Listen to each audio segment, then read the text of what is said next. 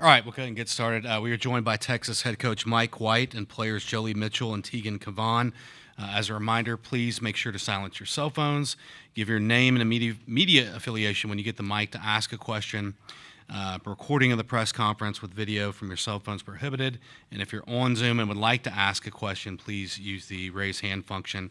We'll start with an opening statement from Coach White, go to questions for both players, and then the players will be dismissed, and then go back to questions for Coach White. So if you have an opening statement, feel free.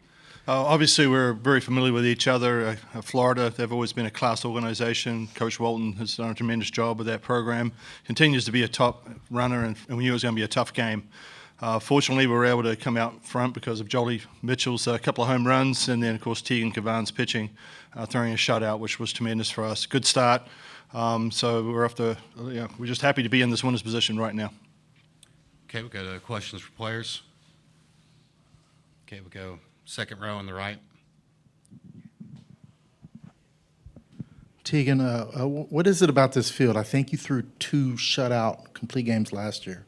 What do you like about this setting?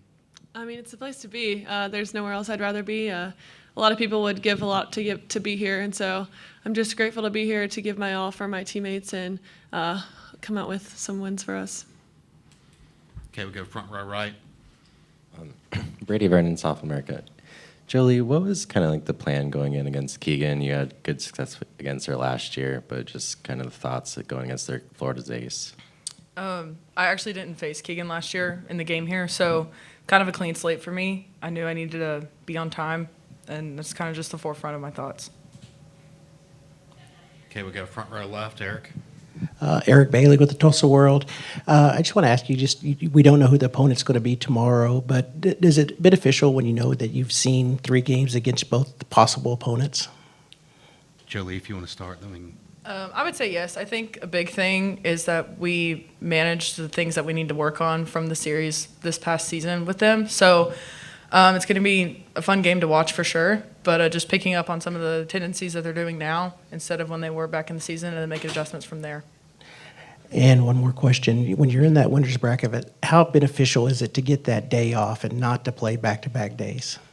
Yeah, I think it's huge. It's a good reset to get some more rest for us, especially temps were cooler today, but in the past it's been really hot. And so it's good to relax, good to watch some more softball and just hang out with your teammates, but it's definitely helpful. Okay, we'll go second row on the right. Noah Ram with the Gainesville Sun. Teagan, having already faced Florida's offense earlier in the season, how much did that help, knowing what to expect with their hitters? Yeah, I think it was helpful to go back and watch the film that we had prior. I think we're both different teams now, obviously, so I think we used that, but then we also scouted some new stuff to help with the scout. But overall, I think it is beneficial. But I think when you get here, a lot of things change, and it's kind of is a new slate. It's postseason's a new season, and so same and different. Okay, we'll go second row on the left. Scott. Scott Wright with the Oklahoman, one for each player. Joley, if you just describe what it feels like to hit not 1 but 2 home runs in this place, and then Teagan, you had the majority of your outs were ground outs on the infield. What was helping you get a lot of soft contact, and also what impressed you about your defense behind you? I think it was pretty awesome. I didn't hit a home run last year, and so that was kind of my personal goal for this year. But now I just got to keep moving forward and being a good teammate. That's the forefront of my focus for the next week. I know that my teammates have my back, I have theirs, and I'm really confident that we can keep going forward together. Yeah, for me it was huge to trust down in the zone for me to get those ground ball outs. Got me out of some situations that could have been bigger, and just my defense kept me locked in the whole game. It helps to keep my pitch count down, and Joley too kept me locked in the whole time. My whole defense was talking to me, so they wanted the ball, so I was gonna fish it to them. So it really helped me throw less pitches, but also throw a little different because I think it's different than sometimes what I usually do. Okay, we'll go second row on the right. Thomas Jones, Austin American-Statesman. Joley, I think you have a little individual competition with Katie about home runs on the season. In a game like this, what's that banter like after you get 2, she gets 1? And then she came up to me after we both hit one, My second one, her first, and she said, "So what's that now?" And it kind of like didn't cross my mind, and I went, "Well, what'd you have before?" And she said 15. I said, "Well, now you have 16, and so do I." So I told her, I said, "Well, now I got to go hit for sure, and if I get on base, well, then you have a chance to do it." So kind of just going back and forth, but it is kind of good to just have that little nice, fun thing going on behind the scenes of all the grit that we're going through. Any more questions for players? Okay, players, you're dismissed. Questions for Coach White? Okay, we'll go front row on the right here. Brady Vernon, Softball America. Just what does it speak to Teagan's kind of control and spin when she doesn't have the Ks, but just a ton of weak contact against a really good lineup? Yeah, I think it's her ability to mix the pitches up now. Last year she was a little more one-dimensional, like a lot more rise balls. Now that the hitters know she can go with 1 of 3 pitches. And she was in pretty much control of it today. A couple of walks, but for the most part, she was throwing the ball, being aggressive, and that's what you go to against Florida. Florida's really good at being patient and then trying to get you behind, and then they attack the pitch they're looking for. And fortunately, we were able to kind of mix it up enough. Okay, we got second row on the right. Thomas Jones, Austin, American-Statesman. Mike, Joley was talking about that thing she has with Katie. How do those little, kind of fun battles in the dugout help in stressful situations, like the World Series? Hey, man, it's like your wife, happy life, happy players, whatever you want to make of it. But if they're happy and they're performing well, let's do it. I think that I wasn't really brought up that way myself, but I was more like mental and to task and everything else. But they got to play relaxed, and if that's the way they play the best and carefree and giving their best effort, that's what really matters.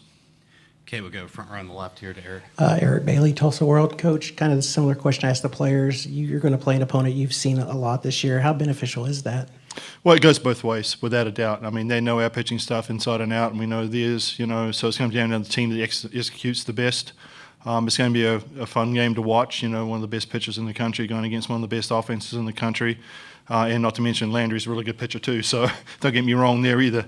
I mean, either team that comes through that thing or even team that loses, there's going to be 2 really good battles again, between 4 SEC teams, the winners and the losers. But it's fun right now to be in that conference and playing such great softball and seeing success that all softball's having right now, to tell you the truth. There's still a lot of softball to be played, but you've had a lot of wins on this field. Is the victory celebrations after the wins like today, do they ever get old? No, not at all. Nope. It's just like getting here. You never gets old either. I mean, truthfully, one of the hardest parts is actually getting to this tournament, without a doubt. And then, of course, those first games, you got to win this first game. It makes it a little bit easier. But the second game, obviously, is huge. It gets even bigger. Having 2 lives going into the next round. So. But it's fun. It's exciting. It's great to see the team celebrate in the way they're doing right now. Okay, we'll stay on the front row left with Eli. Eli Letterman, ESPN. Mike, plenty was made about Mia playing 9 positions, last month, but even at her home position at third base, her glove has been massive for you guys. How valuable is that, and how have you seen her develop as a fielder in terms of being kind of a cornerstone in the infield there? Yeah, just watching her day in and day out, it's the same thing she does at practice. She short picks and it takes the tough hops and is not afraid to go get the ball. Some people would let it play them a little bit. She, for the most part, she's really accurate with the throws as well. So she's able to kind of not only play well defensively, but offensively. She's one of the kids I want to have come up at the plate as well. So I'm glad she got the All-American nod this year, so it was well-deserved. Okay, we go second row on the right. Thomas Jones, Austin, American-Statesman. Mike, every year there's chatter about reseeding teams at the World Series. What do you think about that? No, I think I answered that question yesterday in the press conference, is that I don't necessarily think that's what needs to be done. I mean, right now the parity, would you reseed the college football playoffs? Would you reseed the NCAA basketball playoffs? It is what it is, and that was what makes it interesting in some respects. I know some people would say that the top bracket's a little more loaded than the bottom, but I'm telling you what, those bottom teams are just as good too. There's really good pitching down there and hitting, obviously, offenses. So, how would you do it? Just straight off seedings. It's just not something I'm a fan of.